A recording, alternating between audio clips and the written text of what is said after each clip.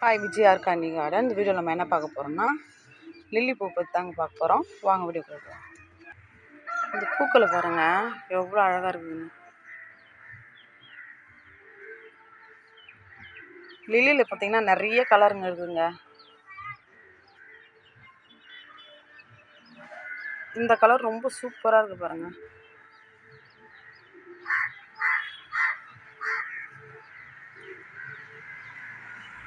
இங்கே பாருங்கள், இந்த லில்லி செடி வச்சுருக்க பாட்டில் பாருங்கள் எவ்வளோ பருப்பு கலர் பாருங்கள். இந்த லில்லி பூச்செடி பார்த்தீங்கன்னா வளர்க்குறது ரொம்ப ஈஸிங்க.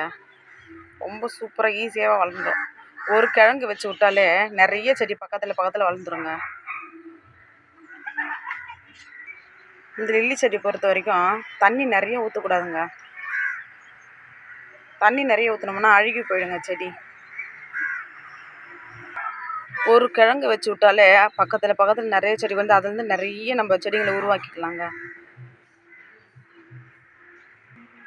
உங்கள் வீட்டு மாடி தோட்டத்தில் லில்லி பூச்செடியிலாம் வச்சு விடுங்க. ரொம்ப ஈஸியாகவே வளருங்க. பூக்கள் ரொம்ப அழகாக இருக்குங்க. இந்த செடிக்கு நான் என்ன உரம் கொடுக்குறேன்னு பார்த்தீங்கன்னா தொழு உரம் மட்டும்தாங்க. இவ்வளோ அழகான லில்லி பூச்செடியை உங்கள் மாடி தோட்டத்துலேயும் வச்சு விடுங்க. இந்த வீடியோ உங்களுக்கு பிடிச்சிருந்தா லைக் பண்ணுங்கள், ஷேர் பண்ணுங்கள், கமெண்ட் பண்ணுங்கள், சப்ஸ்கிரைப் பண்ணுங்கள்.